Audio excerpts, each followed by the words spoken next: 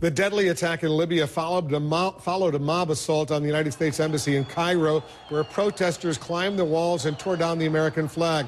The trouble may have been sparked by a controversial anti-Muslim film. Now Egypt's new president, the veteran Muslim Brotherhood leader Mohamed Morsi, has finally released a statement. Remarkable, though, for what he omitted. Let's go to CNN's Ian Lee. He's joining us now from Cairo. Ian, what did President Morsi say? Well, Wolf, I'm going to read you a bit, and I want to put it in two sections. First, I'm going to talk about what President Morsi said about the film, and then I'm going to talk about what he said about those going into the embassy. First, again, about the film. He says, the presidency condemns in the strongest terms the attempt of a group to insult the place of the messenger, the Prophet Muhammad, and condemns the people who produced this radical work. Now, this is about the film. Now, this is what he said about the protesters that broke into the embassy. He said, the presidency also confirms that the Egyptian government is responsible to protect private and public properties and diplomatic missions, in addition to embassy headquarters of various countries.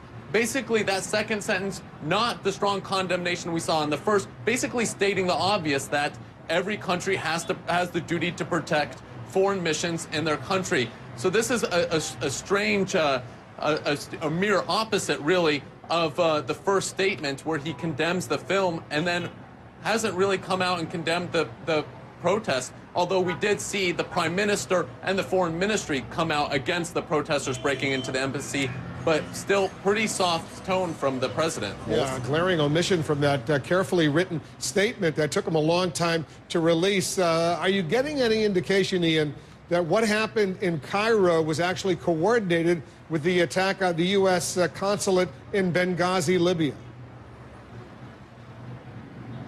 Well, Wolf, the more we're learning about what happened in Benghazi, the more it seems like these were not coordinated at all. When I was on the ground at the embassy last night, it seemed more like passion. The crowd was passionate. They were going into Libya or into the embassy, not really any organization to it. Mainly, it seemed like they were hooligans that were going in with some Islamists to take down the American flag.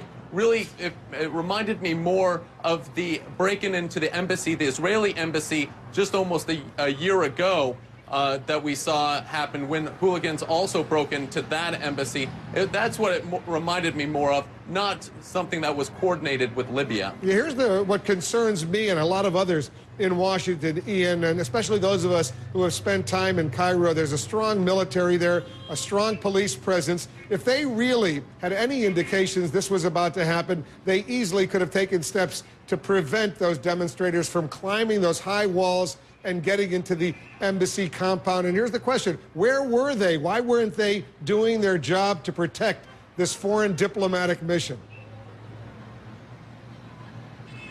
Well, Wolf, we actually talked to both the Ministry of Interior, which is in charge of the police, and we talked to the military. And the Ministry of Interior said that they were basically unprepared and they were overwhelmed by the sheer numbers that showed up. And if you go to the U.S. Embassy on any other day, there is a heavy police presence and military presence there. And the police said that they just were caught off guard, even though they had warning of days before that a protest would take place. Now, the military said that their presence there was to stop any sort of assault that was similar to what we saw in Libya. They said if militants were to attack it with weapons, then the military would step in. But they said they're not trained to deal with riots and large mobs. They said that's the responsibility of the police. And I asked the military, said, why didn't the police respond or have it set up before the protest? And they basically said that the police were unprepared for this. Yeah, they certainly were. All right, thanks very much, Ian Lee, our man on the scene in Cairo. The brazen and deadly attack in Libya has many people here in the United States asking this question.